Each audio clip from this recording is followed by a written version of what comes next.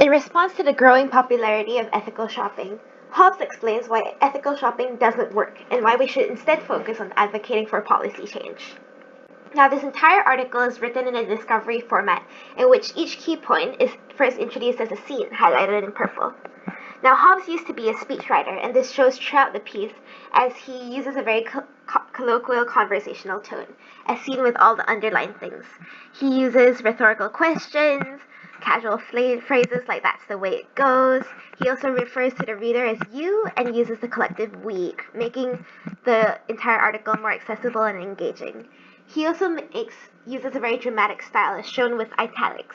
For example, each scene is introduced with a location or time, and in this specific scene, he uses a place, which is Berlin's Alexanderplatz, and he also tends to give a play-by-play of events in an active voice in short and simple sentences.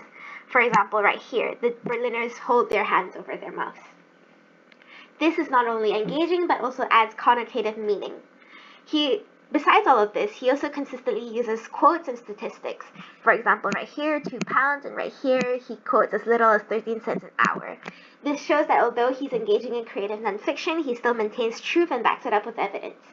Besides his background as a speechwriter, he also used to be an NGO consultant and worked pretty closely with humanitarian organizations all of his life.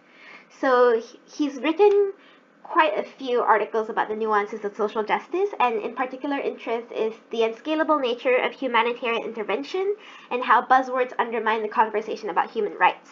These views might explain why he's so against ethical shopping. For example, he tends to associate it with buzzwords. For example, here's Swastika, Badidas, Killer Coke. He also explains why the advocacy for small batch hemp woven daisy dukes actually encourages more labor violations. Now, all of this is pretty valid, but he makes two key assumptions about the reader. One, that we know that labor violations are a problem, and two, that we are responsible to do something about it. Now, this is probably a good assumption for his article because this is a Huffington Post Highline article, which has a reputation of having more liberal and educated readers. However, I question whether this holds true for the masses. Additionally, I think it would be interesting to hear what an advocate for ethical shopping would say in response to this article. For example, Fashion Revolution, the company that created this video. Now, they do a lot of work in educating consumers against fast fashion and pressuring companies to be more transparent in their supply chain.